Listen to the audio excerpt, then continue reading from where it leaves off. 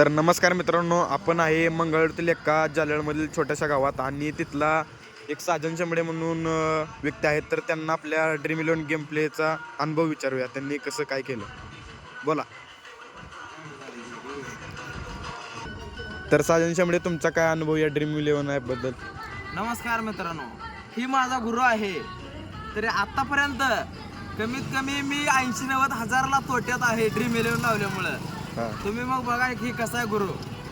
तर तुमचं काय म्हणता तुमच्यावर टीका करायला येते? हे कसं आहे माहिती आहे का, यांना मी कंपनीकडून मला 500 रुपये मिळतात रेफर मारल्यानंतर.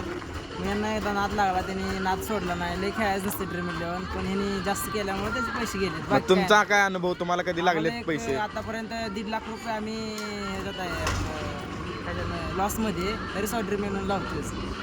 मग तुम्हाला काय लागतील याची अपेक्षा कधी काय? अपेक्षा सोडली नाही कधीच, आणि पैसे लागतीलच आज ना उद्या. काय झालं? तुमचा काय स्वतःचा व्यवसाय वगैरे, एवढे पैसे कुठून आणता तुम्ही गेम प्लेला? या आपण जातो पाठी खोऱ्या घेऊन रोज.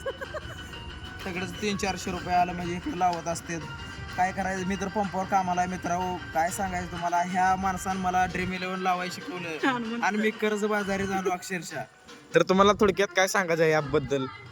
थोडक्यात विचारायचं असलं तर गुरुलाच विचारायचं. तर तुम्हाला काय सांगायचं या गेम प्लेच्या ॲपबद्दल? नाही, कर्ज जरी झालं तरी ड्रीम लावायचं सोडू नका. एक दिवशी 1.5 कोटी रुपये आल्यानंतर आपण कितीतर कर्ज अशी फेडू. बाकी काय नाही निवांत.